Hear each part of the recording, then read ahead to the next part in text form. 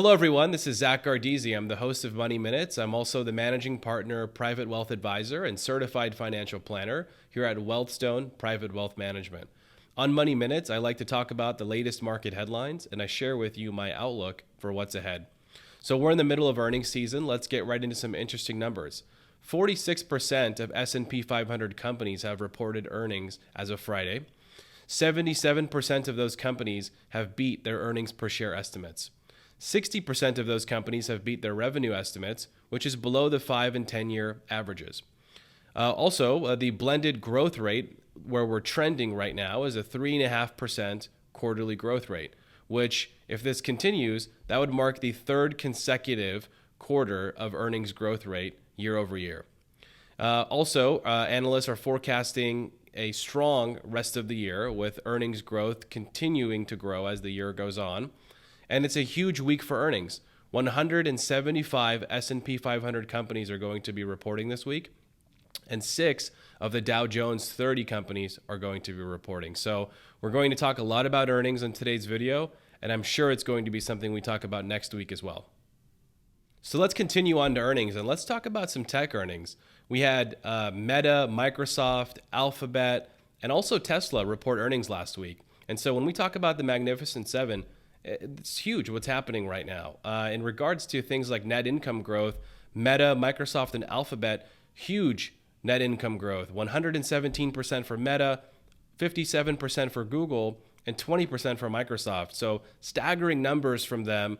And the theme that I'm hearing is all about artificial intelligence. It seems like there's a huge race going on right now to build the best artificial intelligence. And if you've got exposure to some of these companies, you probably feel really good about your investments. And if you don't have exposure, you're probably trying to figure out, well, geez, is it too late to get in? How do I get in? I mean, there's a lot happening right now with these companies. And this artificial intelligence story, I think, is just getting started. So I'm very interested to see, what's up ahead. For Google, their numbers with YouTube were fantastic.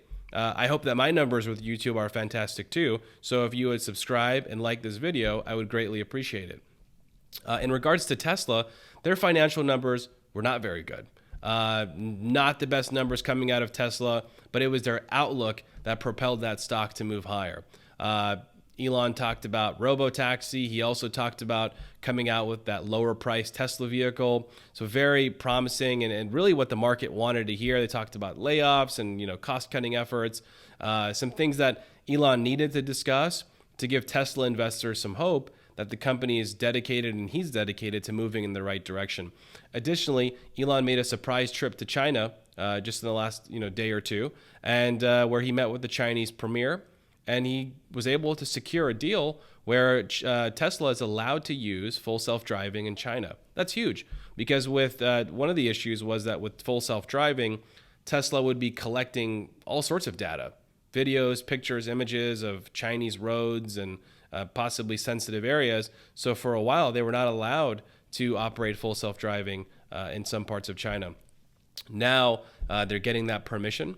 And it's not very clear whether or not the data is allowed to come back to the United States. But nonetheless, Tesla's partnering with a domestic Chinese company, Baidu, in regards to this effort. Tesla stock is up over 35% in just the last 5 days. So I'm really excited for some of this momentum that we've got going on in these particular stocks. So what is artificial intelligence? You hear a lot about it nowadays. It kind of reminds me of when cryptocurrency was gaining popularity, and there's all sorts of terminology being thrown around. So I'd like to make it simpler. Ilya Sutskever, who is one of the founders of OpenAI, who made ChatGPT, has a great definition for artificial intelligence. Ilya defines it as digital brains inside of large computers. I think that's a wonderful definition, and really what that comes down to is artificial intelligence basically are computers that are designed to be able to learn. And through repetitive learning, in some instances, we've seen artificial intelligence exceed human capabilities. There's stories about certain video games that artificial intelligence is trained to play, and then over time, it exceeds the vast majority of players of those video games and skill level. I mean, really incredible stuff in that respect. But right now, what I'm noticing is sort of this race to build the best artificial intelligence from these mega cap tech companies. And so, you hear a lot about, dot-com level crash, right? Like we've got all these companies coming out with these products, and it's going to create a lot of saturation. And this artificial intelligence thing is probably just one big fad. I completely disagree with that. I'm seeing it not only in my own work applications, but I'm seeing it, across industries and sectors, and talking with other people in regards to how do they use artificial intelligence. And it's slowly starting to be a part of everyone's daily life, making us more efficient. And the demand is clearly there. Now, I wouldn't say it's dot-com bubble type of environment.